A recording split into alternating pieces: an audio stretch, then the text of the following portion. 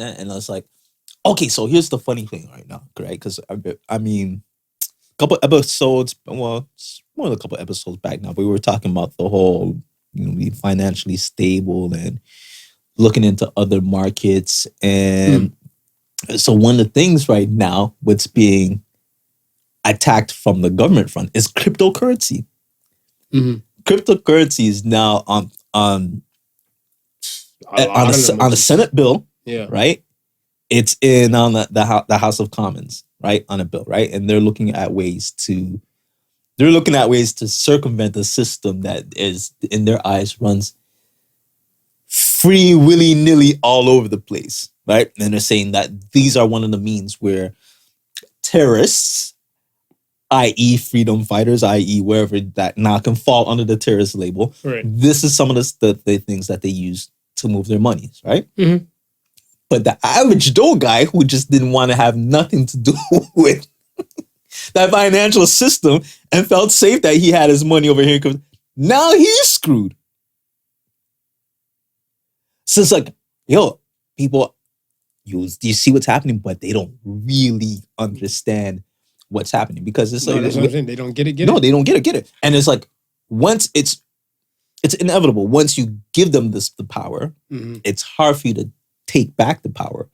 And then it's easy for them to enact the power whenever they want. Yeah. So who knows what the next protest, or the next protest might be really legitimate, that everybody in the world wants, but the government doesn't. All they got to do is just enact the power, because it's there. Martial law. Was that one of the things that they saying Trump was giving himself the ability to have more powers?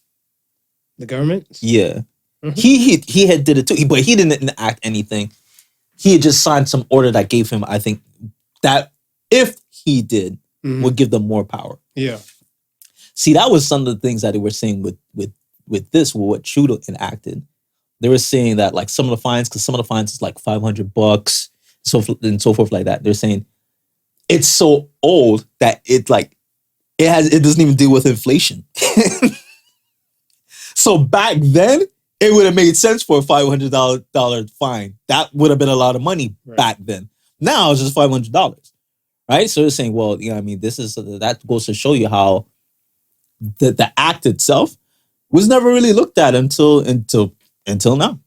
But see, the funny thing, so with that, see, even with the inflation, you ain't got to worry about the inflation and stuff like that. Because remember, a lot of things and stuff, and I've noticed here, fines, they give ranges for fines.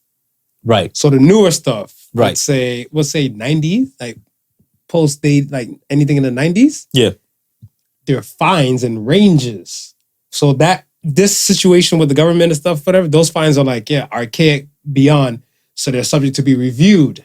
So those are going to get spiced. So it's kind of like when they brought in the whole thing about no driving with no cell phones. Right.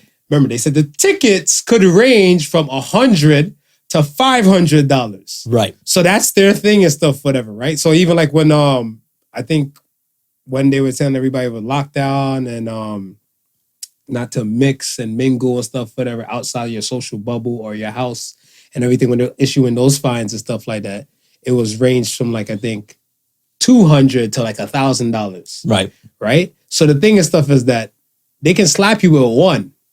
That's not a problem. But remember, inflation is still going in. Yeah. So if your job didn't give you this kind of pay and stuff like that to kind of cover the fine and your other bills and stuff, you're going to feel this. Yeah. You're going to feel this because remember, grocery store prices have now went up. Everywhere prices now went up. Yeah. Gas, you got to give hand jobs for gas and stuff, whatever now. Here, right? Because this liter here, basically almost $6 a fucking gallon here. So I'm looking at them like, no, these $500, they're going to feel it. They're going to feel it. And like I said, it's been over 3 days. Over 3 days.